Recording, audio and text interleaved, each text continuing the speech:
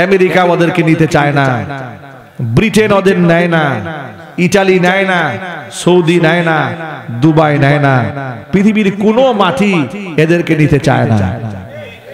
কথা ঠিক নেবে ঠিক বলে? গোটা প্রশস্ত দুনিয়া আল্লাহ পাক এদের জন্য সংকীর্ণ করে দিয়েছে, কারণ এরা কোরআন থেকে মুখ ফিরিয়ে নিয়েছিল। ওরা আবার পাবলিকলি ধোঁকা দিয়া বলতো সকালবেলা উনি নাকি সর্বপ্রথম জায়নামাজ তালাশ করেন, কোরআন তেলাওয়াত দিয়ে উনি দিবস শুরু করেন। কত বড় আল্লাহর ওলি! কর্মকাণ্ড দেখে মনে হয়তো ইবলিশও হাসে, আর বক্তব্য দেওয়ার সময় মনে হয়তো রাবিয়া বুস্তি নেমে আসছে আসমান থেকে। কথা একটু জোরে বলতে হবে, ঠিক কিনা জোরে বলেন? রাবিয়া বুস্তির কোরআন শরীফ তেলাওয়াত ছাড়া সকালবেলা ওনার সূচনা হয় না। উনি বিভিন্ন জায়গায় গিয়া মানুষদের কাছে বয়ান দিতেন, কোরআন তেলাওয়াত করেন, জায়নামাজ তালাশ করে বেড়ান। খুব তাহাজ্জুদি, বিরাট পরহেজগার। এত পরহেজগার, এত বেশি পরহেজগার, শুধুমাত্র 2021 সালে 2600 আলেমের নামে মিথ্যা মামলা দিয়েছে। এই হচ্ছে পরহেজগার মহিলার আচরণ। কোরআন শরীফ থেকে মুখ ফিরিয়ে নিয়েছে, মাহফিলে মাহফিলে বাধা তৈরি করেছে। এদের লালিত কুকুরেরা বক্তার সামনে থেকে মাইকগুলো কেড়ে নিয়েছে। শত শত মিডিয়ার সামনে বক্তাকে শাসিয়েছে, ধমক দিয়েছে, স্টেজ থেকে লাথি মেরে মাইক ফেলে দিয়েছে। এমন বেয়াদবি ওরা করে নাই? একটু চিৎকার দিয়ে বলতে হবে, করে নাই? কত বড় পাষণ্ড হলে জুলাই আগস্টের বিপ্লবে যে ছেলেরা আহত হয়েছে, পঙ্গু হসপিটালে গেছে, ওখানেও নাটক করতে গেছে।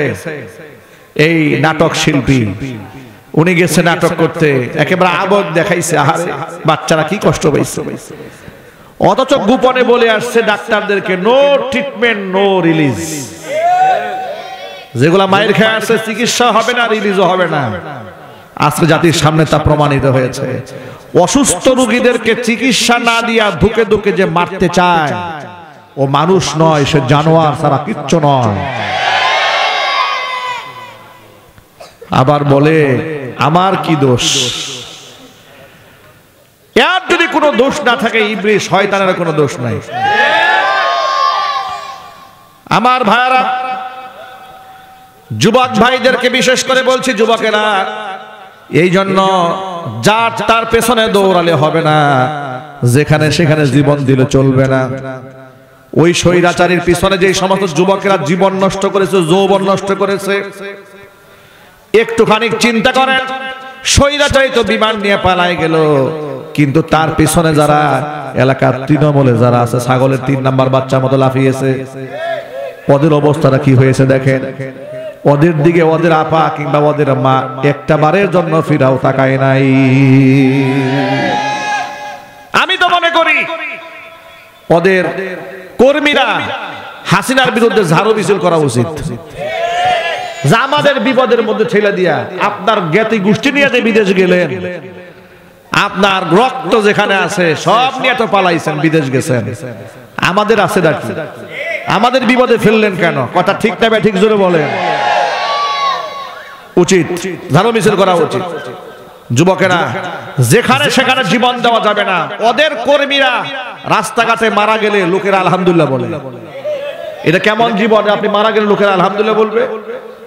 আপনি সেই দলের মুখে লাথি মারেন যে দলের রাজনীতি করলে মরার পরে লোকেরা আলহামদুলিল্লাহ বলে। ঠিক কিনা জুলে? ইন্না লিল্লাহ বলতে চায় না মানুষ। আমি এমন জীবন কেন গঠন করব? আমি এমন জীবন গঠন করব, এমন জীবন করিবে গঠন, মরিলে হাসিবে তুমি, কাঁদিবে ভুবন। আল্লাহ নবী বলেন, রিজালুন বিআইদিহিম সিয়াতুন কাযনাবিল বাকরি। এমন কিছু যুবকরা কিয়ামতের আগে আসবে যারা অন্যায়ভাবে মানুষদেরকে পিটাবে। এরা হচ্ছে সমাজের ওই সমস্ত নিকৃষ্ট গুন্ডা মাস্তান যারা অন্যায়ভাবে মানুষদেরকে প্রহার করে। আল্লাহ পাক যেন এই ধরনের অপকর্ম থেকে, লাঠিয়াল বাহিনী হওয়া থেকে, মানুষের ক্যাডার বাহিনী হওয়া থেকে আমার যুবক ভাইদেরকে বাঁচায় দেন। জোরে কোন আমিন। যুবক ভাইরা, বেনামাজি নেতার পিছনে দৌড়ায় কোনো লাভ নাই, সন্ত্রাসের পিছনে দৌড়ায় কোনো লাভ নাই, তো আমাকে তো মরতেই হবে, ঠিক কিনা বলেন? আমি যদি কারো বুক ঝাঁঝরা করে দেই, আমি যদি কারো সন্তানদেরকে এতিম বানায় দেই, আমার সন্তানদেরকে আল্লাহ পাক এতিম বানায়া দিবেন। আমি যে সন্ত্রাসী, হাতের মধ্যে হাতিয়ার তুলে ধরেছি, আমাকে শায়েস্তা করার জন্য আরেকজনের হাতে হাতিয়ার উঠবে না? চিল্লা বলেন, উঠবে না? তাহলে আমি এই পথে কেন হাঁটবো? এই পথটা তো ভালো পথ নয়। এই গুন্ডামির পথটা কি ভালো পথ? সন্ত্রাসীর পথ কি ভালো পথ? না, আমরা এই পথে হাঁটবো না। বলেন ইনশাআল্লাহ। জীবন যদি দিতে মনে চায়, আমি আল্লাহর পথে জীবন দেব, কোরআনের জন্য জীবন দেব, আল্লাহ রসুলের জন্য জীবন দেব। আমি মরেও আমি ধন্য হব, পরকালে বিনা হিসেবে জান্নাত পাবো। আর যদি আল্লাহর জন্য জীবন না দিয়া এই সমস্ত বেনামাজি, সুদখোর, ঘুষখোর, মিথ্যাবাদী, লম্পটদের পিছনে দৌড়ায় মরি, খাসিরাত দুনিয়া ওয়াল আখিরাত, দুনিয়াও শেষ, আখিরাতও শেষ। আল্লাহর হাবিব সাল্লাল্লাহু আলাইহি ওয়াসাল্লাম বলেছেন, রিজালুম বিআইদিহিম সিয়াতুন কাযানাবিল বাকারি, এই সমস্ত লোকদের হাতে থাকবে লাঠি, অন্যায়ভাবে মানুষদেরকে মারবে। আল্লাহ পাক যেন আমার যুবক ভাইদেরকে এমন সন্ত্রাসী কর্মকাণ্ড থেকে হেফাজত করেন, জোরে কোন আমিন। দ্বিতীয় নাম্বার হচ্ছে, এমন কিছু মহিলারা পৃথিবীতে আসবে, নিসাউন কাসিয়াতুন আরিয়াতুন মুমিলাতুন মাইলাতুন, এমন মেয়েরা দুনিয়াতে আসবে যে মেয়েরা পোশাক পরে উলঙ্গ হয়ে থেকে যাবে। এমন পোশাক পরবে, পোশাক পরা যে কথা, না পরা একই কথা। মাইকের আওয়াজ বাহিরে যাচ্ছে, পয়েন্টটা আমার মা বোনরা গুরুত্ব সহকারে শুনবেন। মুহাদ্দিসিনে কেরাম হাদিসের দুইটা ব্যাখ্যা করেছেন। পোশাক পরে মানুষ উলঙ্গ কেমনে থাকে? পোশাক পরে উলঙ্গ থাকার একটা ব্যাখ্যা হচ্ছে, এত পাতলা পোশাক সে পরবে যে পোশাক পরার কারণে বাহির থেকে ভিতরে অঙ্গ প্রত্যঙ্গ দেখা যাবে, এটা একটা ব্যাখ্যা। আর একটা ব্যাখ্যা হচ্ছে, পাতলা পোশাক নাও হতে পারে, পোশাক ভারী হতে পারে, এত টাইট আর এত ফিটিংস, একদম বডি ফিট পোশাক আছে না ভাই, এই পোশাকগুলা মেয়েরা পরবে, এটা একটা আলামত। এই মেয়েদের আরেকটা আলামত হচ্ছে মুমিলাতুন মাইলাতুন, পরপুরুষকে নিজেদের প্রতি আকৃষ্ট করবে, নিজেও অন্য পুরুষের দিকে আকৃষ্ট হবে। এটা তো এখন সমাজে ভুরি ভুরি, ঠিক না? ইন্টারনেট, ফেসবুক থাকার কারণে, টিকটক আইডি থাকার কারণে মেয়েরা নিজেকে খুব লাবণ্যময়ী করে সাজিয়ে গুছিয়ে পরপুরুষের সামনে উপস্থাপন করে, মাত্র কয়টা পয়সার জন্য। নিজেরাও পরপুরুষের দিকে ঝুঁকে পরপুরুষের দিকে নিজেদেরকে আকৃষ্ট করে। ওই যে কয়েকদিন আগে দেখেছেন, ঢাকা মোহাম্মদপুর থেকে 11 বছরের এক মেয়ে হারিয়ে গেছে বলে গোটা দেশ তোলপাড় হয়ে গেল। পরের দিন পুলিশ খুঁজে দেখে কিসের হারাইছে, সে তো বয়ফ্রেন্ডের হাত ধরে পালায়ে গেছে। জিজ্ঞেস করা হলো, আসলে কেমনে, পরিচয় কিভাবে হলো? বলে টিকটকে পরিচয় হয়েছে। ক্যান্সার রোগে আক্রান্ত মাকে ঘরের মধ্যে রেখে আসছে, টিকটক প্রেমিকার সাথে রাত্রি যাপন করার জন্য উত্তরবঙ্গের নওগাঁ চলে গেছে। নাউজুবিল্লাহি মিন যালিক। আমি সরকারকে বলবো, আপনারা তো সংস্কারের কাজ করতেছেন, আপনারা এক কাজ করেন, এই যে বিবাহের জন্য যে আপনারা 18 বছর নির্ধারণ করেছেন, এটা বড় জুলুম করা হয়েছে।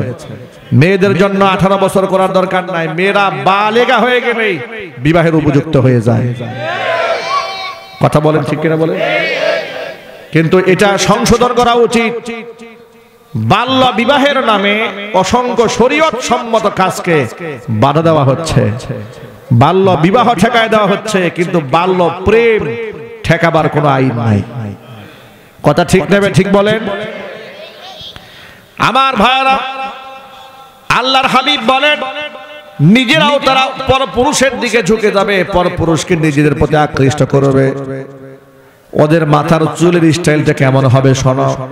রুউসুহুন্না কাআসনিমাতিল বুখতিল মাইলা, মাথার চুলগুলা পার্লারিং করে উটের কুজের মতো উঁচা বানাবে।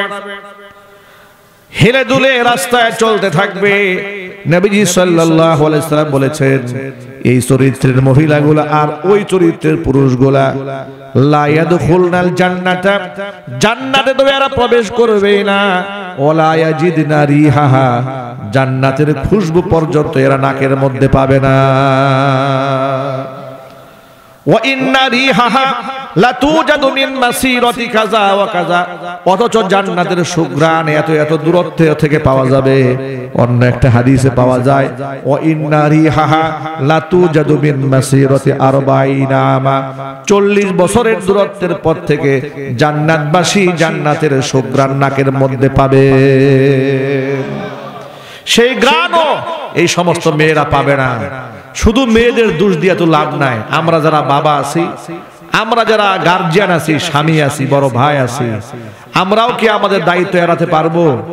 না, পারা যাবে না।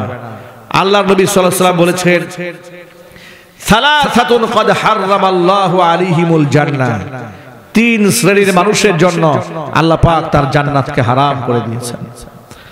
1 নাম্বার হচ্ছে মুদমিনুল খামরি, মদ যারা খায়, মদ যারা পান করে, তাদের জন্য আল্লাহর জান্নাত হারাম। আপনারা একটু জোর আওয়াজে বলবেন, জবাব দিয়া, দেশে মদখোর আছে না নাই? মদ নিষিদ্ধ হওয়ার দরকার আছে না নাই? কিন্তু বাংলাদেশে মদ নিষিদ্ধের আইন কি আছে? না। মাদক নিয়ন্ত্রণ আইন আছে, কিন্তু মাদক নিষিদ্ধের আইন নাই। মাদক নিয়ন্ত্রণ আইন এটা হচ্ছে একটা ধোঁকাবাজি। এটা কি জোরে বলে? ধোঁকাবাজি। এর মানে হোটেল সালাদিয়াতে গরিব মানুষরা মদ খাইতে পারবে না, 5 স্টারে যান, মদ খাবার সুবন্দোবস্ত আছে। এটা কোন আইন হলো? কি বলেন আপনারা? এটা বৈষম্যপূর্ণ আইন। কথা ঠিক না? ঠিক বলেন। এই ধরনের আইন চলবে না। পায়খানা এটা টয়লেটে বসে খাওয়াও হারাম, এটা ডাইনিং টেবিলে বসে খাওয়াও হারাম। হারাম তো হারামই, আর হারাম তো এটা মানুষ বানায় না। হারাম ঘোষণা করেছেন কে? আল্লাহ। যেখানে হারাম করেছেন, বান্দা এটার লাইসেন্স দেয় কি করে? কি করে মদের লাইসেন্স দেয় দেশের মানুষ? নবীজি সাল্লাল্লাহু আলাইহি ওয়াসাল্লাম বলেছেন, জীবনে একবার যে ব্যক্তি মদ পান করবে, এক ঢুক মদ পান করলে 40 দিন পর্যন্ত তার কোনো ইবাদত আল্লাহর কাছে কবুল হবে না। কোন নামাজ, কোন রোজা, কোন হজ, কোন যাকাত 40 দিনের মধ্যে, মানে মদ পান করে দেহকে এমন নাপাক বানিয়েছে, তওবা করলেও 40 দিনের সিজদা কোনো কাজে আসবে না। শখ করেও এক ঢুক মদ খেতে পারবেন না, হারাম। বিবাহের অনুষ্ঠানে, বড় লোকের বিবাহের অনুষ্ঠানে মদের নাম পরিবর্তন করে নাম দিয়েছে অ্যালকোহল, বিয়ার, হুস্কি, এগুলো নাকি বিভিন্ন জায়গায় সার্ভ করা হয়। খাওয়া যাবে না। মদ চিরন্তন হারাম, আর এর মধ্যে কোনো সম্মান নাই, কোনো ইজ্জত নাই। মদখুরকে ঘরের বউ সম্মান দেয় না, মদখুর বাবাকে সন্তানরাও শ্রদ্ধা করে না, মদখুর নেতাকে কর্মীরাও শ্রদ্ধা করে না। কথা ঠিক কিনা বলেন? মদ কেন আপনি খাবেন? এর মধ্যে কি কল্যাণটা আছে? মদখুর রাত 3টা বাজে মদ খায় বাড়ি গেছে, ঘরের দরজা বউ খুলে দিয়েছে, বউকে মা বলে ডাক দিছে। কি বলেন? মা বলে ডাক দিছে। বউর মাথা ঠান্ডা আছে এখন? আর ঝাড়ু নিয়ে দাঁড়িয়েছে, গোলামের পুত গোলাম, তুই আমার মা বলে ডাক দিয়েছি। মেজাজ খারাপ হয়ে গেছে। রাস্তার ড্রেনের মধ্যে গিয়ে পড়ছে, মদ খায়া, মাথা ঠিক নাই।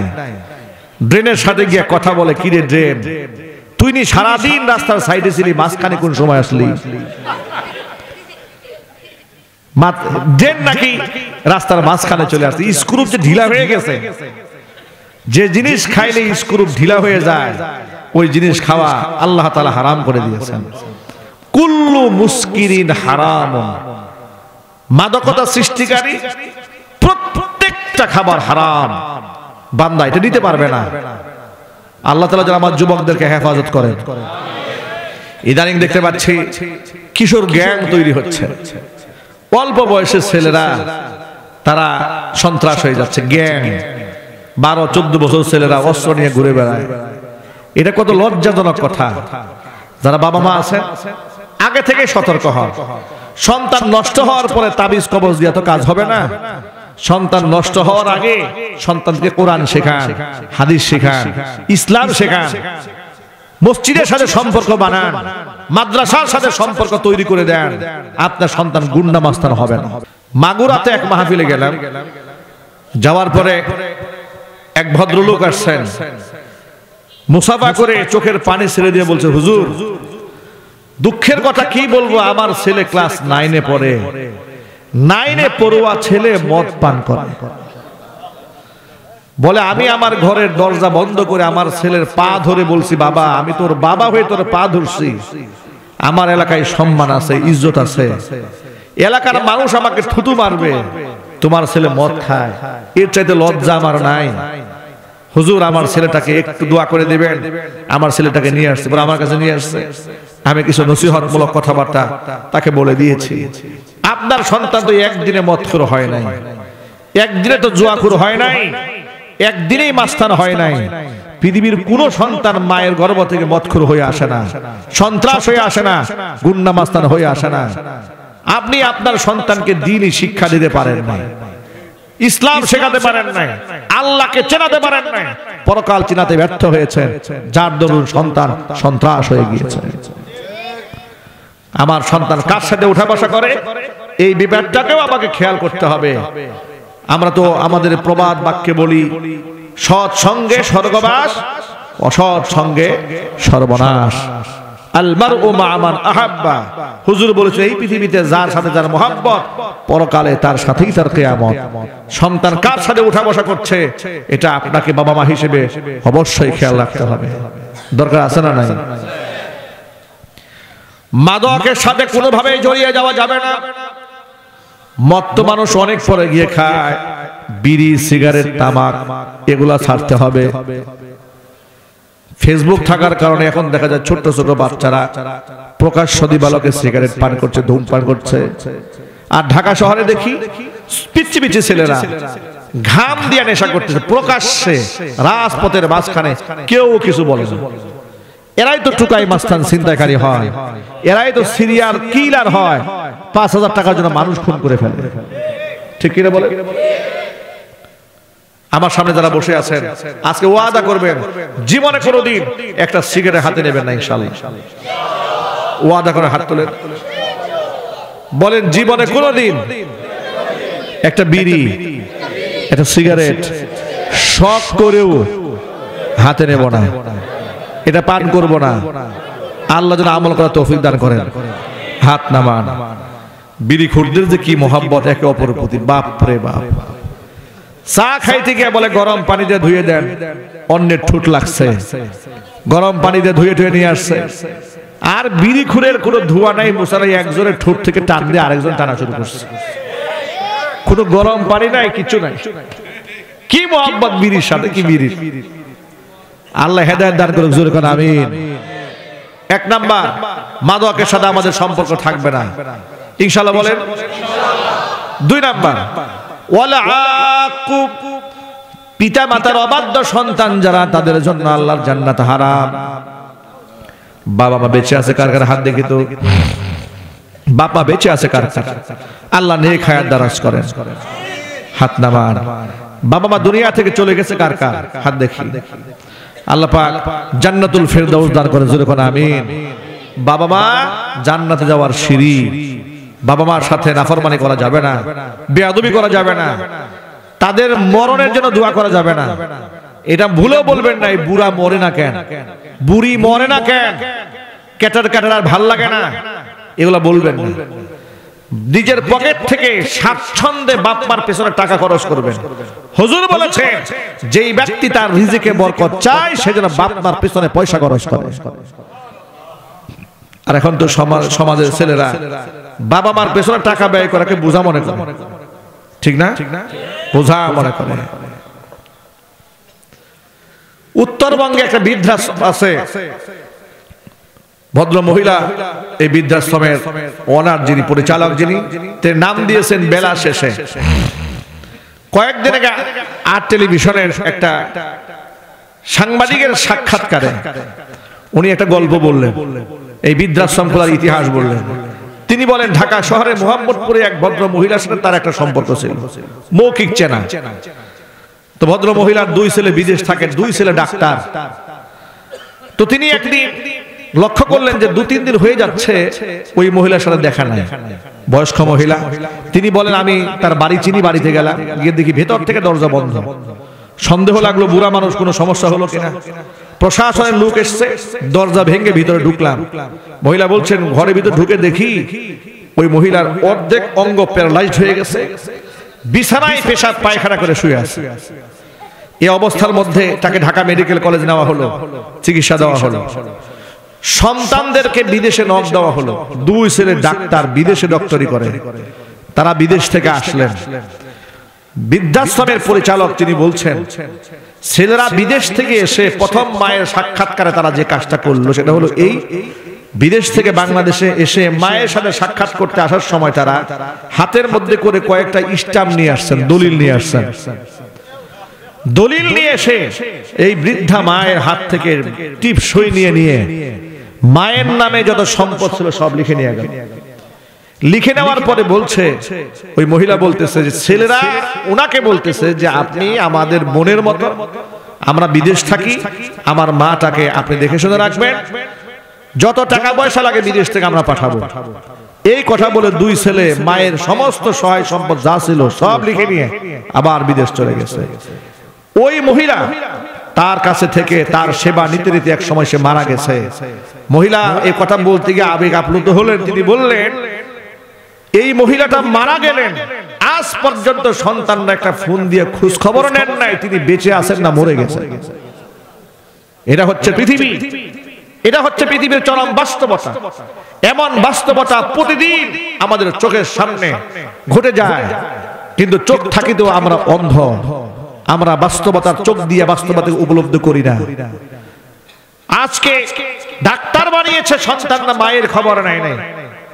আমি তাম পৃথিবীকে চ্যালেঞ্জ করে বলতে পারি এই দুনিয়াতে যত বৃদ্ধাশ্রম আছে একটু খোঁজ খবর নিয়ে দেখেন।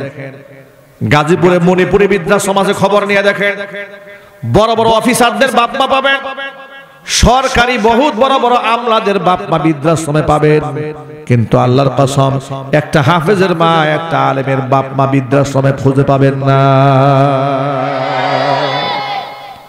কারণ মাদ্রাসা থেকে আমরা আমাদের সন্তানদেরকে শিখিয়ে দিয়েছি, কোরআন বলেছি ওয়াকাদা রাব্বুকা আল্লা তা'বুদু ইল্লা ইয়াহু ওয়া বিল ওয়ালিদাইনি ইহসানা।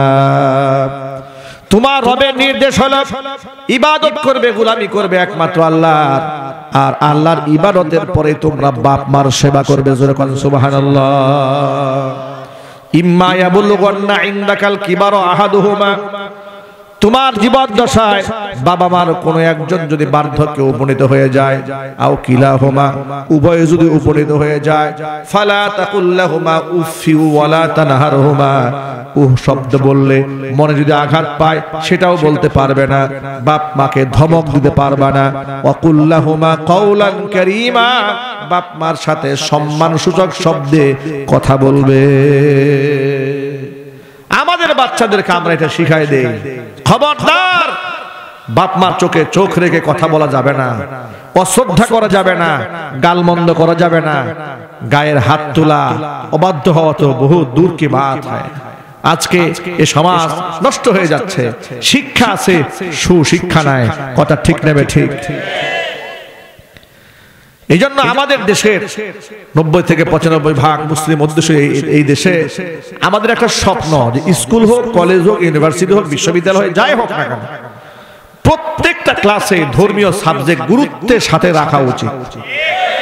আমাদের দেশে আছে, গুরুত্বহীন ভাবে আছে। এটা যদি জীবনেও বই কেউ নাও খুলে সেও ধর্ম পরীক্ষায় 90 পায়, ঠিক কিনা বলেন? আমি স্কুলে পড়েছি, আমার মনে আছে, আমি জীবনেও ধর্ম সাবজেক্ট প্রাইভেট পড়ি নাই, জীবনেও পড়ি না, ঠিক মতো পড়িও না। পরীক্ষা দিতে গিয়ে 90 নিচে জীবনের মার্ক পাই ধর্মীয় সাবজেক্টে। আমি পরিণত বয়সে আসার পরে এখন যেটা উপলব্ধি করি যে ধর্মীয় সাবজেক্টে এত বেশি নাম্বার পেছনের কারণটা কি?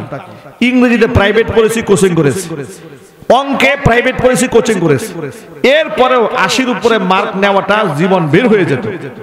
আর ধর্ম না পড়েও 90-এর উপরে পায়। কারণ কি? এর কারণ হচ্ছে এই দেশে ধর্ম যারা পড়ায় তারা নিজেরাও ধর্ম বোঝে না। কথা বলেন। স্কুলে যে শিক্ষকরা ধর্ম পড়াইছে আমাদেরকে, তাদের সূরা ফাতিহা ঠিক নাই, দুরূদ শরীফ ঠিক নাই। কয়েকদিন আগে দেখতাম ইউটিউবে কোন এক স্কুলে স্বৈরাচারের আমলে স্কুলে সব টিচার হিন্দু, প্রাইমারি স্কুলে সবগুলো টিচার হিন্দু। ওই হিন্দু টিচাররাই আমাদের মুসলমান বাচ্চাদেরকে ধর্ম পড়াচ্ছে।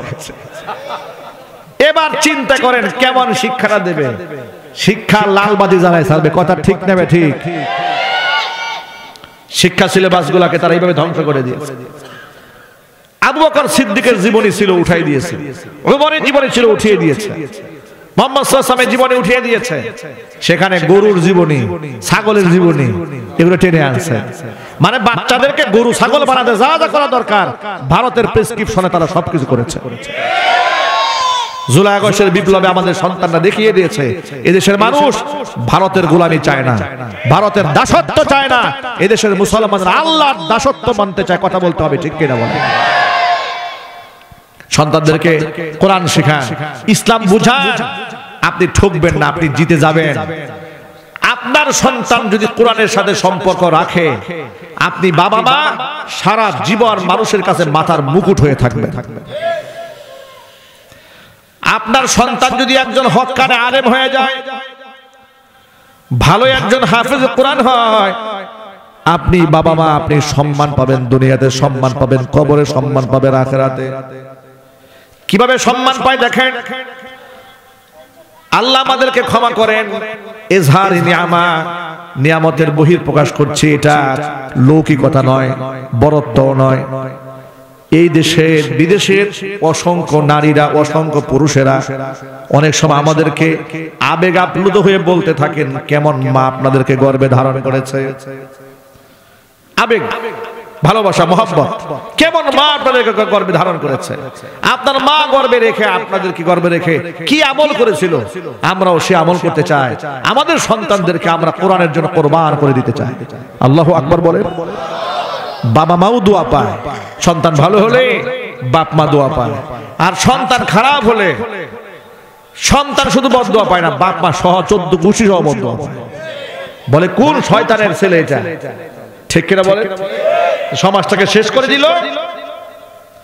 সন্তান যদি খারাপ হয়, বাবার কোনো অবদান মানুষ মনে রাখে না। তার সবচেয়ে বড় প্রমাণ হচ্ছে স্বৈরাচারী শেখ হাসিনা। ঠিক কিনা বলে? এ কত বড় শয়তান হওয়ার কারণে 32 নম্বর বাড়ি ভাঙ্গা হয়েছে। এরপরে ডক্টর মোহাম্মদ ইউনূসকে জিজ্ঞেস করা হইল, বাড়ি ভাঙ্গা হলো আপনার মতামত কি? ডক্টর মোহাম্মদ ইউনূস বললেন, এটা বঙ্গবন্ধুর মেয়েকে জিজ্ঞেস করেন। এর সাথে সুন্দর জবাব কি আর আছে? বুড়া মানুষ, কি ট্যালেন্ট দেখছেন, মাল্টি ট্যালেন্ট। জবাবটা দিয়েছেন কি? এটা আমি জানি না 32 আমার বাড়ি কেন ভাঙছে, ওর মেয়েকে জিজ্ঞেস করেন। উনি সব বলতে পারবে কেন হয়েছে। তার অপকর্মের কারণে তার বাবার যে দুই একটা ভালো কর্ম ছিল, এগুলাও জাতি ভুলে গেছে। ঠিক কিনা? সন্তানকে ভালো বানান, মানুষ দোয়া করবে। আর আমার দৃঢ় বিশ্বাস দিলে যে এই দেশের মানুষ অন্ততপক্ষে আগামী 100 বছর পর্যন্ত নিজের মেয়ের নাম হাসিনা রাখে কিনা সন্দেহ আছে। মনে হয় না রাখবে। আবু জেহেল যেমন নাম কেউ রাখে না, ফিরাউন নাম যেমন রাখে না, নমরুদ নাম যেমন রাখে না, কারুন নাম কেউ রাখে না। ঠিক কিনা জোরে কোন? হাসানুল হক ইনুর ছেলেও নমরুদ নাম রাখবে না, রাশেদ খান মেজর ছেলেও আবু জেহেল নাম রাখবে না। ঠিক কিনা বলেন? এই জন্য সন্তানদেরকে কোরআন শেখান, ইসলাম শেখান, আল্লাহর সাথে মোহাব্বত শেখান। দেখবেন সন্তান আপনার চোখের শীতলতা হবে। আর আল্লাহর কাছে সবসময় একটা দোয়া করতে হবে। দোয়াটা আল্লাহ কোরআনে শিখিয়ে দিয়েছেন। আল্লাহ পাক বলেন, রব্বানা হাব লানা মিন আজওয়াজিনা ওয়া যুররিয়াতিনা কুররাতা আ'য়ুনিন ওয়াজআলনা লিল মুত্তাকিনা ইমামা। আল্লাহ তাআলা আমাদের স্ত্রী সন্তান পরিবার পরিজন তাদের আচরণ এমন বানায় দাও যাতে করে আমাদের চক্ষুটা শীতল হয়ে যায়। জোরে কোন সুবহানাল্লাহ। কুররাত আয়ুন, চোখের শীতলতা যেন হয়ে যায়। যারা হাফেজ কোরআন হয়েছে, এই যে মাদ্রাসার ছেলেরা পুরস্কার পাচ্ছে, মাশাআল্লাহ, আলহামদুলিল্লাহ। হাফেজ যখন হয়ে যাবে, এক একজন জিন্দা কোরআন হয়ে যাবে। কিয়ামতে এদের বাবা মাকে আল্লাহ শুধু নূরের মুকুট পরায় ক্ষান্ত হবেন না, জান্নাতি পোশাক পরাবেন, গাউন পরাবেন, গাউন পোশাক। পোশাকটা এত দামি হবে, হাদিস শরীফে এসেছে ওয়ায়ুকসাহুল্লাতাইনি লা তাকুমু লাহুমাদ দুনিয়া, পৃথিবী বিক্রি করলেও সেই পোশাকের দাম দেওয়া সম্ভব হবে না। এত দামের পোশাক পরে হাফেজ সাহেবের বাবা এবং মা আল্লাহকে বলবেন বিমা কাসাইতানা, আল্লাহ এ কি আমল করছিল, কোন আমলের বিনিময়ে তুমি এত দামের পোশাক আমাদের গায়ে উঠিয়ে দিয়েছো। ফায়ুকালু লাহুমা, আল্লাহর পক্ষ থেকে বলা হবে বিআখযি ওয়ালাদিকুমাল কোরআন, তোমাদের সন্তানরা কোরআন পড়েছিল? বলে হ্যাঁ পড়েছিল। তো কোরআন পড়ার বদৌলতে সন্তানরা কোরআন পড়েছে, সেই সম্মানে বাবা মাকে এই পোশাক পরিয়ে দেওয়া হবে। হাদিসে কি মিথ্যা কথা লেখা আছে নাকি ভাই? এই কথাগুলো বিশ্বাস করেন না? কোরআনের সাথে সন্তানকে সম্পর্কিত বানায় দেন, বলেন ইনশাআল্লাহ। তাহলে সন্তান পিতামাতার অবাধ্য হবে না। আমরা আমাদের জীবদ্দশায় আমাদের বাপ মার মনে কোনো কষ্ট দেব না, বলেন ইনশাআল্লাহ। আল্লাহর কসম, আল্লাহর পরে বাপ মার চাইতে বড় পীর আর নাই এই পৃথিবীতে। আপনার যে পীর সাহেব আছে না, যাদের জন্য জীবন কুরবান করেন, গরু নিয়ে যান, ছাগল নিয়ে যান, কিচ্ছু দরকার নাই। গরুটা জবাই করে বাপ মারে খাওয়ান, ছাগল জবাই করে ভুনা করে বুড়া বাপ মারে খাওয়ান, আল্লাহ খুশি হয়ে যাবে। ঠিক কিনা বলেন?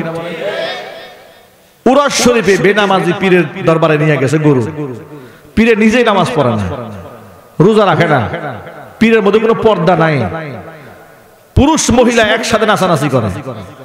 এগুলা দেশে নাই, বাংলাদেশে এগুলা জোরে করা আছে না নাই? তা আপনি যে গরু ছাগল তার কাছে নিয়ে গেলেন, ওই পীর সাহেবের সাথে আল্লাহর সম্পর্কই নাই। যদি আল্লাহর সম্পর্ক থাকতো, সে হয়তো বেনামাজি থাকতে পারতো না, ঠিক কিনা? তাহলে সে তো নামাজ পড়ে না, তার নিজেরই তো পরকাল নাই, আপনার নিয়ে যাবে কই? সুতরাং এগুলো বাদ দিয়ে দেন, এগুলো বাদ দিয়ে সময় আছে তওবা করেন, বাপ মার খেদমত করেন, 5 ওয়াক্ত নামাজ জামাতে গিয়ে আদায় করেন, নিজের আমল নিজে করেন। পীর সাহেব আমার কিচ্ছু করতে পারবে না।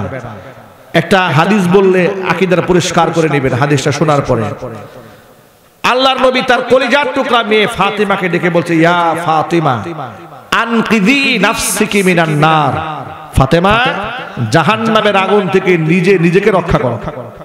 ফাইন্নী লা উগনি আনকি মিনাল্লাহি শাইআ, তোমার পাপের কারণে যদি কিয়ামতে তোমাকে আল্লাহ পাকড়াও করে, আমি মুহাম্মদ সাল্লাল্লাহু আলাইহি ওয়াসাল্লাম তোমার পিতা হিসেবে আমি কিচ্ছু করতে পারবো না। আল্লাহু আকবার বলেন। আচ্ছা, এর থেকে বড় দলিল আর কিছু লাগে? আল্লাহর নবী নিজের মেয়েকে বলেছেন নিজেকে জাহান্নামের আগুন থেকে রক্ষা করো।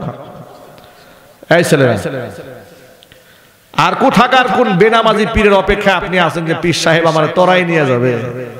আহা, এই ধোঁকা থেকে বাঁচতে হবে।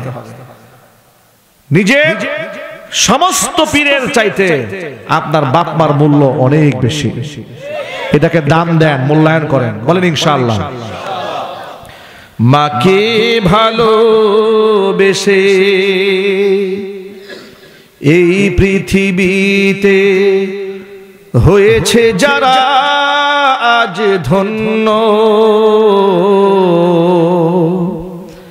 পৃথিবীর সব সুখ আল্লাহর জান্নাত সবই তারই জন্য। মাকে ভালোবেসে এই পৃথিবীতে হয়েছে যারা আজ ধন্য,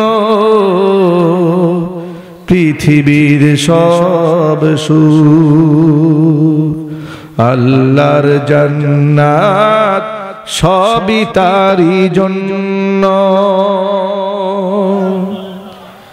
বায়েজিদ বোস্তামি খোদার হলো কত প্রিয়, সে যে মার ভালোবাসা দুয়ার কারণেই জেনে নিও। মার ভালোবাসা পেলে খোদার রহম মেলে, মার ভালোবাসা পেলে খোদার রহম মেলে, হবে তুমি জগৎ অনন্য, পৃথিবীর সব সুখ আল্লাহর সন্তোষ শুধু তারই জন্য। মাকে ভালোবেসে এই পৃথিবীতে হয়েছে যারা আজ ধন্য, পৃথিবীর সব সুখ আল্লাহর সন্তোষ শুধু তারই জন্য। আল্লাহ তাআলা আমাদের মা বাবাকে মৃত্যু পর্যন্ত আমাদের মহব্বত করার তৌফিক দান করেন। তারা আল্লাহর রহমত, তারা জান্নাতে যাওয়ার সিঁড়ি, এই সিঁড়ি ভাঙা যাবে না, এই সিঁড়ি নষ্ট করা যাবে না। মনে থাকবেন ভাই ইনশাআল্লাহ। তাহলে বাবা মার অবাধ্য যারা হয় তাদের জন্য আল্লাহর জান্নাত হারাম। 3 নম্বরে আল্লাহর নবী বলেন ওয়াদাইয়ুসুল্লাযী ইউকিরু ফি আহলিহিল খাবাস, ওই দায়ুস পুরুষ, যে দায়ুস পুরুষ তার অধীনস্থ নারীদেরকে বেপরদায় চালায়। অশ্লীল শরীয়ত বিরোধী কর্মকাণ্ড নিজের সন্তান নিজের স্ত্রী করার পরেও স্বামী বাধা দেয় না, বাবা বাধা দেয় না, আছে না নাই? ওই পুরুষকে দায়ুস পুরুষ বলা হয়েছে। খবরদার খবরদার, দায়ুস পুরুষের কাতারে নাম লেখা যাবে না। দায়ুসের জন্য আল্লাহর জান্নাত শুধু হারামই নয়, জান্নাতের খুশবু পর্যন্ত নাকে পাবে না। জোরে কোন নাউজুবিল্লাহ। আমরা আমাদের স্ত্রী সন্তানদেরকে হেফাজত করব, বলেন ইনশাআল্লাহ। পর্দার আড়ালে মা বোনরা বক্তব্য শুনতে পাচ্ছেন, মা বোনদেরকে বলছে, মায়েরা বোনেরা, একদিক থেকে স্বামী আপনার হক যেমন আদায় করবে, আপনিও আপনার স্বামীর প্রতি সর্বাধিক শ্রদ্ধাশীল হবেন, সবচেয়ে বেশি সম্মান দিবেন আপনার স্বামীকে। নবী করিম সাল্লাল্লাহু আলাইহি ওয়াসাল্লাম বলেছেন, লাউ কুনতু আমিরান আহাদান ইয়াসজুদা লিগাইরিল্লাহ, এই পৃথিবীতে আল্লাহ ছাড়া অন্য কাউকে সেজদা করার হুকুম যদি এই পৃথিবীতে মানুষকে দিতাম, লা আমারতুল মারআতা আন তাসজুদা লিজাওজিহা, মহিলাদেরকে নির্দেশ দিতাম তারা যেন স্বামীর পায়ে সেজদা দেয়। আল্লাহর নবী এবার কসম করে বলেন, ওয়াল্লাহি, আল্লাহর কসম করে বলি, লা তুআদ্দিল মারআতু হাক্কা রাব্বিহা হাত্তা তুআদ্দি হাক্কা যাওজিহা, একটা নারী ততক্ষণ স্বামীর, ততক্ষণ সে তার রবের হক আদায় করতে পারে না যতক্ষণ সে স্বামীর হক না আদায় করে। স্বামীর হকের ব্যাপারে যত্নবান হতে হবে। বর্তমানে ডিভোর্স বাড়তেছে, তালাক বাড়তেছে, ঠিক কিনা জুড়ে বলেন? স্বামীর অবাধ্য হওয়ার কারণে। স্বামীর কি হওয়ার কারণে? অবাধ্য হওয়ার কারণে। নবী করিম সাল্লাল্লাহু আলাইহি ওয়াসাল্লাম বলেছেন, ইত্তলাতু ফিল জান্নাহ, আমি জান্নাতে উকি মারলাম, আমি দেখি জান্নাতে কারা। ফারাআইতু আকসারা আহলিহাল ফুকারা, জান্নাতে তাকাই দেখি পৃথিবীর অধিকাংশ গরিব মানুষগুলো জান্নাতের আসনকে দখল করে ফেলেছে। জোরে বলেন আল্লাহু আকবার। জান্নাতের অধিকাংশ বাসিন্দা পৃথিবীর গরিবেরা। ওয়াত্তলাতু ফিন নার, জাহান্নামে দেখলাম, দেখি জাহান্নামে কারা। ফারাআইতু আকসারা আহলিহান নিসা, জাহান্নামে তাকায় দেখি জাহান্নামের অধিকাংশ বাসিন্দা পৃথিবীর মহিলারা। মহিলারা জাহান্নাম দখল করে ফেলতেছে। নবী করিম সাল্লাল্লাহু আলাইহি ওয়াসাল্লাম অন্য একটা হাদিসের মধ্যে এসেছে, ঈদগাহে নামাজ পড়ে বাড়ি ফিরছিলেন, মহিলাদের সামনে দিয়ে গেলেন, হুজুর বললেন, ইয়া মা'শারান নিসা তাসাদদাকনা ফাইন্নী উরিতুকুন্না আকসারা আহলিন নার, মহিলারা তোমরা বেশি বেশি আল্লাহর রাস্তায় দান করো, কারণ আমাকে দেখানো হয়েছে অধিকাংশ নারী তোমরা জাহান্নামে যাবে। মহিলারা প্রশ্ন করলেন, নবীজি কোন পাপের কারণে অধিকাংশ নারী জাহান্নামে যাবে? হুজুর বললেন দুইটা পাপের কারণে অধিকারে নারীরা জাহান্নামে যাবে। একটা পাপ হচ্ছে লিতাকফুরনাল আশির ওয়া তাকসুরনাল লানা, বেশি বেশি স্বামীর নাফরমানি করা। 2 নাম্বার বেশি বেশি লানত দেওয়া।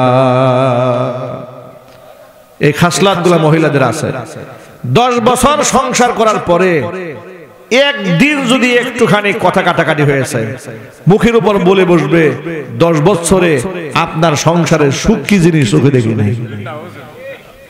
ঠিক কিনা? আর একটা কমন ডায়লগ আছে, সেটা কি জানেন? একমাত্র আমি দেখে তোমার সংসারটা করলাম। আছে না নাই?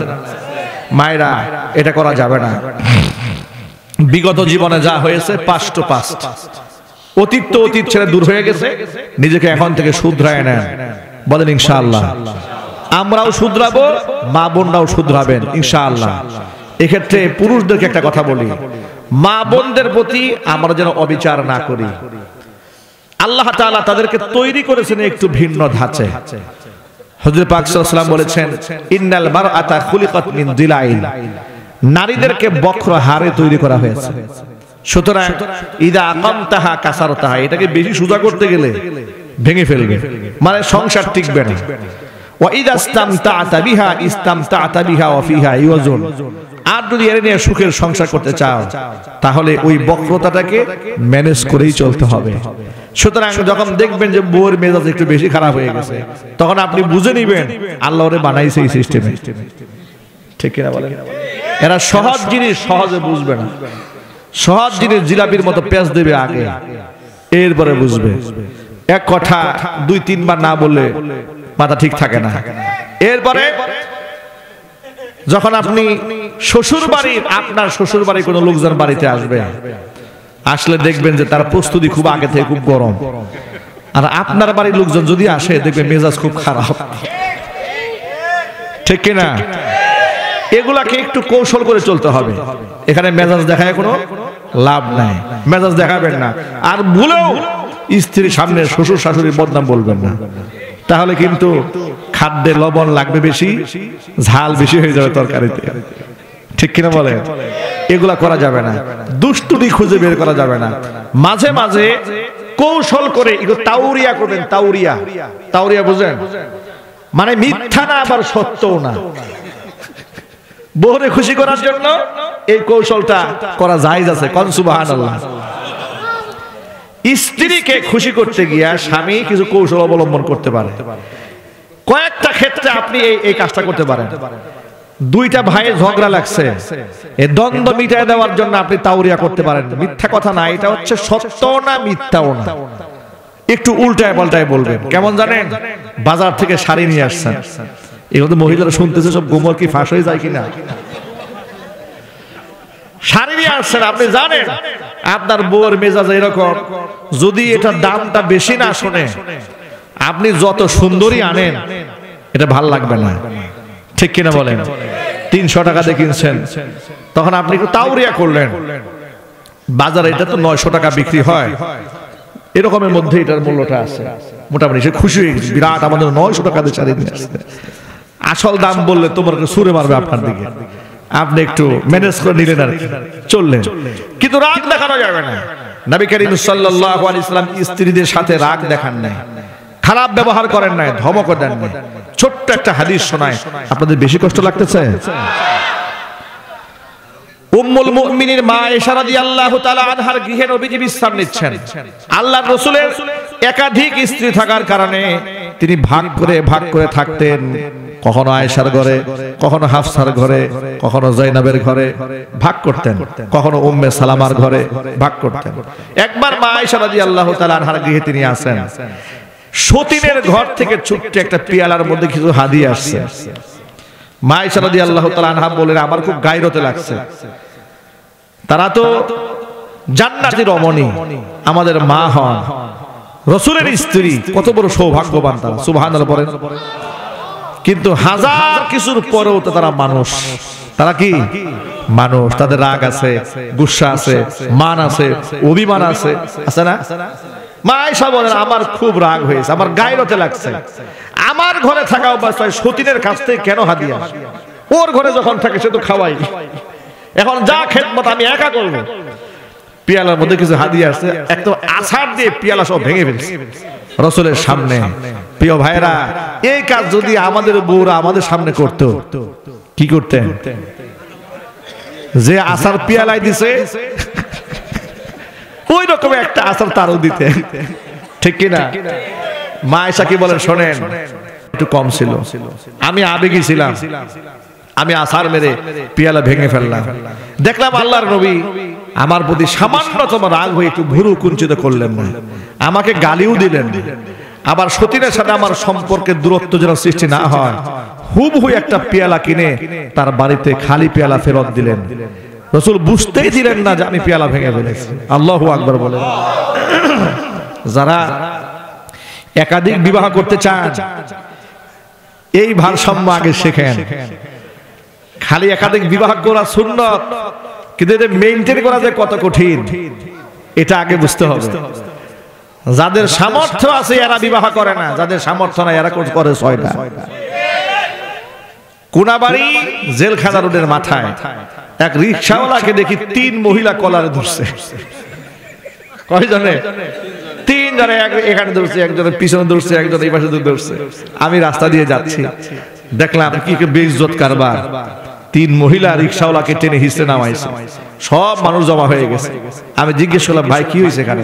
তো হুজুর আর বলবেন না, এক রিকশাওয়ালা 3 বউয়ে এরে ধরছে। এ যেখানে যায় সেখানে একটা করে বিয়ে করে, বিয়ে করার পরে বউকে ওখানে ফেলাই রেখে চলে আসে, পরে বিয়ে আরেকটা করে। সে ঢাকাতে বিয়ে করছে একটা, সাভারে করছে একটা, গাজীপুরে করছে একটা। কিভাবে কিভাবে 3 বউ নেটওয়ার্ক মিলছে একসাথে, 3 জনের ষড়যন্ত্র করে এক জায়গায় আটকাইছে যে আরে ধর এত আরেক জেলায় গিয়ে আরেকটা বিবাহ করবে। শুধুমাত্র বিবাহ করলে হবে না, এদের হক আদায় করতে হবে। নবী করিম সাল্লাল্লাহু আলাইহি ওয়াসাল্লাম বলেছেন, একাধিক স্ত্রীর মধ্যে যারা সমতা রক্ষা না করে, কিয়ামতের দিন অর্ধ অঙ্গ প্যারালাইজড অবস্থায় হাসরের ময়দানে রবের সামনে তারা দাঁড়াবে। জোরে করে নাউযুবিল্লাহি মিন যালিক। ভাইরা আমার, আল্লাহর নবী মা আয়েশার সাথে রাগ দেখান নাই, গুসা করেন নাই। সুতরাং সুন্নাত শুধু মুখে দাড়ি রাখা নয়, শুধু মাথায় টুপি দেওয়া সুন্নাত নয়, তাহাজ্জুদের আদায়টাই সুন্নাত নয়, বাস্তবিক জীবনে স্ত্রীর সাথে সুন্দর আচরণ করাও সুন্নাত। এই কথাগুলো মনে থাকবে না ইনশাআল্লাহ? আল্লাহ পাক আমাদেরকে আমল করার তৌফিক দান করেন। জোরে করে আমিন। আমাদের মায়েরা বোনেন আমাদের হক আদায় করবেন, আমরাও আমাদের স্ত্রীদের হক আদায় করব। আমরা দাইয়ুসের কাতারে আমাদের নাম লেখাতে চাই না। আল্লাহ তাআলা যেন সকলকে হেফাজত করেন। জোরে করে আমিন। সামনে রমজান আসতেছে, মায়েদের জন্য আর কয়েকটা কথা। আল্লাহর নবী বলেন, আল মারআতু ইযা সাল্লাত খামসাহা, মহিলা যদি 5 ওয়াক্ত নামাজ ঠিকমতো আদায় করে, ও সামাদ শাহরাহা, রমজানের মাসে রোজা রাখে, ও আতাআত বালাহা, স্বামীর আনুগত্য করে, ও আহসানাত ফারজাহা, সতীত্বের হিফাজত করে, তাদখুলু বিআইয়ি বাবিন মিন আবওয়াবিল জান্নাতি শাআতি ইয়াউমাল কিয়ামা, কিয়ামতের দিন জান্নাতের 8টি দরজার যেই দরজা দিয়ে খুশি ওই দরজা দিয়ে নারী আল্লাহর জান্নাতে চলে যাবে। 5 ওয়াক্ত নামাজ পড়তে হবে, রমজানে রোজা রাখতে হবে। আমরা তো রমজান রোজা রাখবো তো ইনশাআল্লাহ? কারা কারা রাখবেন হাত দেখি রোজা করেন। আল্লাহ কবুল করে। জোরে করে আমিন। কতগুলো রাখবেন রোজা ইনশাআল্লাহ বলেন? সবগুলো রোজা, সাহারি, তারাবি, ইফতার আমরা সুন্নাহ মোতাবেক পালন করব। বলি ইনশাআল্লাহ। হাত নামান, হাত নামান। ভাইরা আমার, রমজানে কোরআন তেলাওয়াত করব অনেক বেশি, নিজেরাও করব, স্ত্রী সন্তানদেরকে কোরআন তেলাওয়াতে আমরা উদ্বুদ্ধ করব। ইফতারের আইটেম কমায় ফেলবো, সাহারির আইটেম কমিয়ে ফেলবো, ইবাদতের আইটেম বাড়ায় দেব। আমরা কিন্তু খাবার আইটেম জন্মের খাওয়া খাই রমজানে। রমজানের আগে থাকে 82 কেজি, রমজানের পরে হয়েছে 86 কেজি। ঠিক কিনা বলেন? ব্যবসায়ীরাও বুঝে ফেলছে যে এটা এমন জাতি, নির্লজ্জ জাতি, এরা 11 মাস খায় না, জন্মে খাওয়া রোজার মাসে খায়। এই জন্য পেঁয়াজের দাম বাড়াই দেয়, আলুর দাম বাড়িয়ে দেয়, খেজুরের দাম বাড়িয়ে দেয়। এটা একটা নির্লজ্জ জাতি। পৃথিবীর মধ্যে একমাত্র দেশ বাংলাদেশ, রমজান মাসে দ্রব্যমূল্যের দাম বাড়ে। নাউজুবিল্লাহ পড়েন। আল্লাহ তাআলা ব্যবসায়ীদেরকে হেদায়েত দান করুক, এদের লোভ লালসা থেকে বেঁচে থাকার তৌফিক দান করেন। নেককার ব্যবসায়ী, আমানতদার যারা, তাদের হাসর হবে নবীদের সাথে। আর যারা কৃত্রিম ক্রাইসিস তৈরি করে, এদের হাসর হবে কারুনের সাথে। নাউজুবিল্লাহ পড়েন। ইউহশারুত তুজ্জারু ইয়াওমাল কিয়ামাতি ফুজ্জারান ইল্লা মান ইত্তাকা ওয়া সাদ্দাকা। ব্যবসায়ীদের হাসর কিয়ামতে হবে পাপিষ্ঠদের সাথে, তবে যারা তাকওয়াবান, যারা সত্যবাদী, আমানতদার, এদের হাসর হবে নবীদের সাথে। আল্লাহ তাআলা আমার ব্যবসায়ীদেরকে হেফাজত করেন। আমরা দোয়া করব আল্লাহর কাছে, হে আল্লাহ রমজান পর্যন্ত তুমি আমাদের নেক হায়াত দারাজ করো। আমাদের মধ্যে যারা অসুস্থ আছেন আল্লাহ তাআলা সকলকে পরিপূর্ণ শিফা দান করেন। জোরে কোন আমিন। দুরূদ শরীফ পড়েন। আল্লাহুম্মা সাল্লি আলা মুহাম্মাদ ওয়া আলা আলি মুহাম্মাদ কামা সাল্লাইতা আলা ইব্রাহিম ওয়া আলা আলি ইব্রাহিম ইন্নাকা হামিদুম মাজিদ। আল্লাহুম্মা বারিক আলা মুহাম্মাদ ওয়া আলা আলি মুহাম্মাদ কামা বারাকতা আলা ইব্রাহিম ওয়া আলা আলি ইব্রাহিম ইন্নাকা হামিদুম মাজিদ।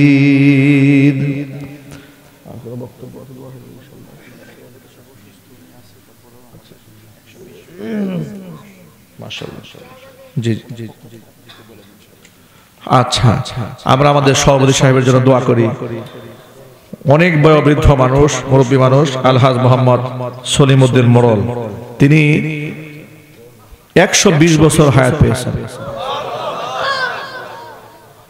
আল্লাহ তাআলা তার জীবনে কত কিছু, কত উত্থান দেখেছেন, পতন দেখেছেন।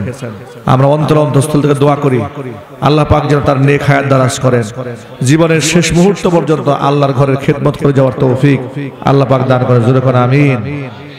ভাইরা আমার, আমরা দোয়া করব অত্র এলাকার সমস্ত মুর্দেগারদের জন্য, বলেন ইনশাআল্লাহ। দোয়া করব আমাদের যুবক ভাইদের জন্য, দোয়া করব আমাদের বাবুল ভাইয়ের জন্য। বাবুল ভাই কই আছেন? এই যে আমার প্রিয় ভাই, আমার জেলখানার সাথী, হ্যাঁ বাবলু ভাই। বাবলু ভাই চেনেন আপনারা? কি বিএনপি লিডার, নেতা। কই নেতা কই? আসেন। যার ওসিলায় আপনারা আমাকে পাইছেন, দেখাইতে হবে না একটু? ভাইয়ের জন্য দোয়া করবেন।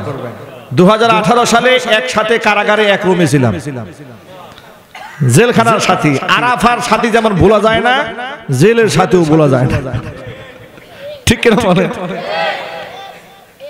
বেচারা মায়ের জন্য খালি কান্না করত। দুটা মেয়ে আছে, মেয়ের জন্য কান্না করতো, আর মায়ের জন্য অজোরে কান্না করতো, মায়ের জন্য। আমাকে দেখে জেলখানার লোকেরা হাসিনার 14 গোষ্ঠীর বিরুদ্ধে কি পরিমাণ বদদোয়া করছে। খালি বলতো, হুজুর আপনার কি যেন ধরে নিয়ে আসছে, আপনাকে কেন ধরে নিয়ে আসছে। আমাকে দেখে আবার কিছু লোকেরা সান্ত্বনাও পাইছে যে হুজুর যেহেতু ধরছে আর আমাকে ধরছে, কিছু অসুবিধা নেই। আওয়ামী লীগের লোকেরা বদদোয়া দিয়েছে, হুজুর ধরে নিয়েছে, কাজটাকে ঠিক হইল, এইভাবে বদদোয়া দিয়েছে। কিন্তু ওরা বদদোয়াকে ভয় পায় না, ওরা মনে করেছে আল্লাহ নাই, ঠিক কিনা বলেন? আচ্ছা, আল্লাহ আছে এই কথা চিন্তা করলে কি মানুষ খুন করা যায়? মানুষ মারা যায় না? মারা যায় না তো।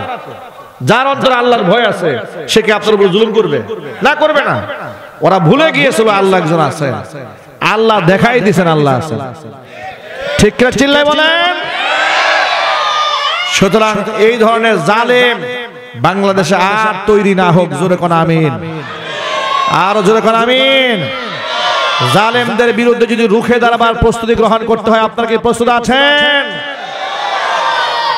আল্লাহ কবুল করেন। জোরে কোন আমিন। আল্লাহুম্মা আমিন। রব্বানা যালামনা আনফুসানা ওয়া ইল্লাম তাগফির লানা ওয়া তারহামনা লানাকুনান্না মিনাল খাসিরিন। রব্বানা লা তুযিগ কুলুবানা বা'দা ইয হাদাইতানা ওয়া হাব লানা মিন লাদুনকা রাহমাতান ইন্নাকা আনতাল ওয়াহ্হাব। রব্বুল আলামিন, রহমতের নজর দিয়া তাকায় দেখো আমরা গুনাহগার, বড় আশা নিয়ে তোমার শাহী দরবারে হাত দুখানা বাড়িয়ে দিয়েছি। মেহেরবানি করে আলোচনার ভুল বিয়াদবি ক্ষমা করে সওয়াবের হাদিয়াটুকুন কবুল করে মঞ্জুর করে সোনার মদিনায় তোমার হাবিবের রওজা মুবারকে পৌঁছে দাও। তাম পৃথিবীর মাটির নিচে যত মুমিন মুমিনাত, মুসলিমিন মুসলিমাত চিরবিদায় নিয়ে চলে গেছেন, তাদের আরওয়াহের উপর সওয়াবের হাদিয়াগুলো পৌঁছায়া দাও। আমাদের মা বাপ যাদের দুনিয়ার জমিন থেকে চলে গেছেন, মা বাবার কবরগুলাকে জান্নাতের টুকরায় পরিণত করে দাও। অত্র এলাকার সমস্ত মুর্দেগানের কবর আযাব কিয়ামত পর্যন্ত বন্ধ করে দাও। যারা যুব সমাজকে আল্লাহ তুমি কবুল করে নাও। আমার যুবক ভাইদেরকে ইসলামের সৈনিক বানায়া দাও। 5 ওয়াক্ত নামাজি হিসেবে কবুল করে নাও। তাদের পিতা মাতার জিন্দেগির গুনাহ খাটাগুলো আল্লাহ মাফ করে দাও। আমার মা বোনেরা বয়ান শুনেছেন, মা বোনদের মাফ করে দাও। নিঃসন্তানী মাকে সন্তান দান করো। স্বামী স্ত্রীর মধ্যে মহাব্বত না থাকলে মহাব্বত পয়দা করে দাও। আমার মা বোনদেরকে আবেদা জাহেদা সালিহা কানিতা হিসেবে কবুল এবং মঞ্জুর করে নাও। রব্বুল আলামিন বৃদ্ধ বাবারা হাত তুলে ধরেছেন, আল্লাহ নেক হায়াত দারাজ করে দাও। খাস করে আজকের মাহফিলের সভাপতিকে আল্লাহ তুমি কবুল করে নাও। তার জিন্দেগির গুনাহ খাতা মাফ করে দাও। মৃত্যু পর্যন্ত তোমার ঘরের খাদেম হিসেবে কবুল করে নাও। কিয়ামতের দিন মুসিবতের সময় এই দোয়া আমাদের সকলের জন্য নাজাতের জরিয়া বানিয়ে দাও। আমাদের দেশের উপর তোমার খায়ের এবং বরকতের ফয়সালা করে দাও। আয় আল্লাহ তাআলা, সন্ত্রাস, দুর্নীতি, চাঁদাবাজ, লুটতরাজ, মাস্তানি থেকে দেশকে হেফাজত করে নাও। দায়িত্বশীলদেরকে সঠিকভাবে দায়িত্ব পালনের তৌফিক দান করে দাও। রব্বিরহামহুমা কামা রব্বায়ানি সগীরা। রব্বিরহামহুমা কামা রব্বায়ানি সগীরা। তাকাব্বাল মিন্না ইন্নাকা আনতাস সামিউল আলিম ওয়া তুব আলাইনা ইন্নাকা আনতাত তাওয়াবুর রহিম। সুবহানা রাব্বিকা রাব্বিল ইজ্জাতি আম্মা ইয়াসিফুন ওয়া সালামুন আলাল মুরসালিন ওয়ালহামদুলিল্লাহি রাব্বিল আলামিন। وجعل آخر كلمتنا عند الموت لا إله إلا الله محمد رسول الله. السلام عليكم ورحمة الله.